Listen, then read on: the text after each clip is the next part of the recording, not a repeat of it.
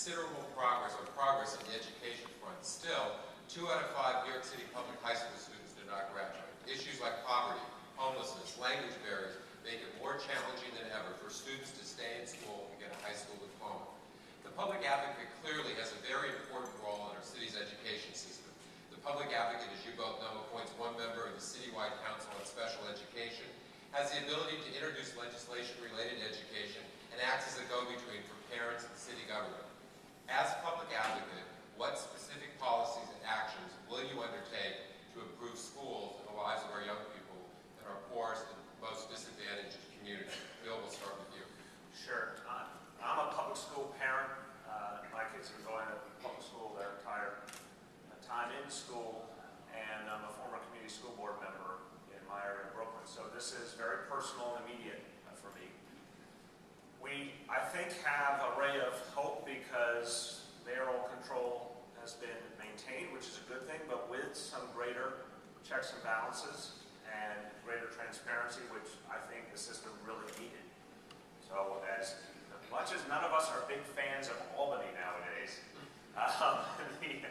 no one here wants to be in the state senate. The process up there did yield some positive results for education. Where do we have to go?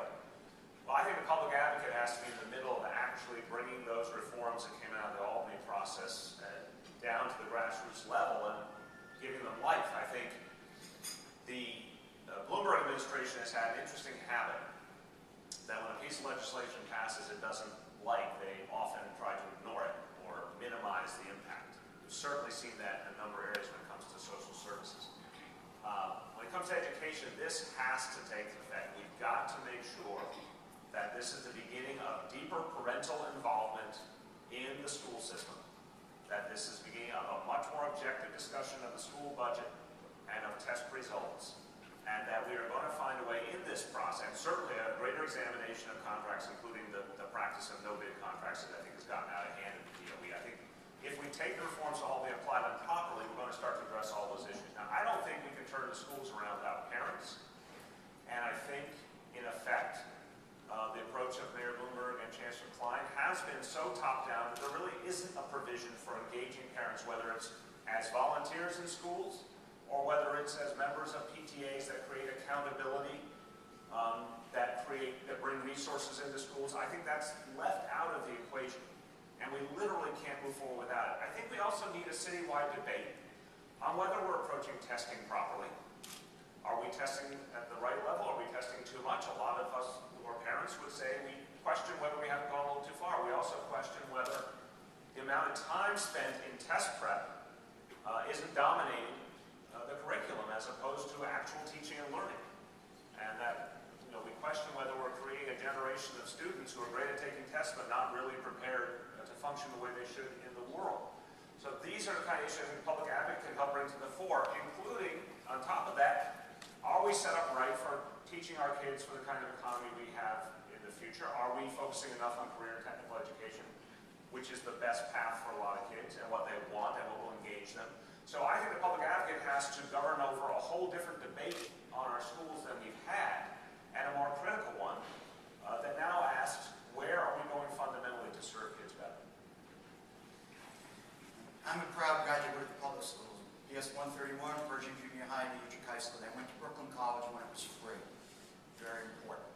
My parents never finished high school, let alone college. If it wasn't for the teachers who taught me to read and write and think, I couldn't be who I am today. There's a lot of people in this town who wish I wasn't the person I am today. But in the context of that, I know where I come from. Very important. When Yusuf Hawkins died in Bensonhurst, I went back to New Utrecht. 5 of the 9 people who died in that case went to Utrecht. And with Galen Kirkland, who's now the State Division Human Rights Commissioner, for 12 years we went every Friday morning. We taught 2 classes, an at-risk class and a regular class, a social studies class, on a course that we developed called Civil Rights and Race Relations. It was alarming. Our students couldn't read. They couldn't write. We had out the questionnaires at the end of the year. So to me, education is very, very crucial. All my family, my wife's family, we're all public school people. 1, class size matters. Probably the most important issue. I would work hard to require legislatively 20, no more than 20 people in a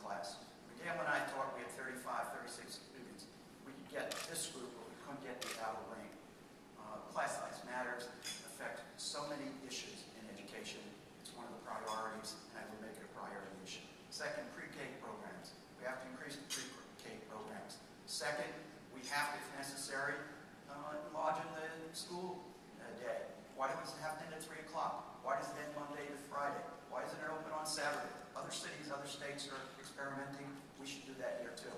Second, there's an explosion for people coming from all over the world to New York City, and we're not planning properly with regard to new schools. There's so much overcrowding in the schools. And with the schools also, as a civil libertarian, I'm very troubled by the presence of the police in the schools. Not only the police there, now they want surveillance cameras. One school, they wanted 75 surveillance cameras in the schools. Schools should be a place to learn, not a prison. And there's racial overtones to these policy decisions, and we have to take that on.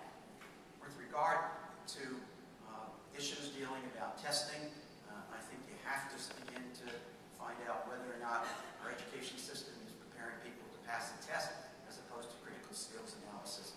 Very, very important. My experience in representing parents with regard to the cell phone issue and seeing Klein and Michael Best and how they were condescending and patronizing to my clients means that the public advocate has to really monitor them. And finally, I represent a 10-year-old girl.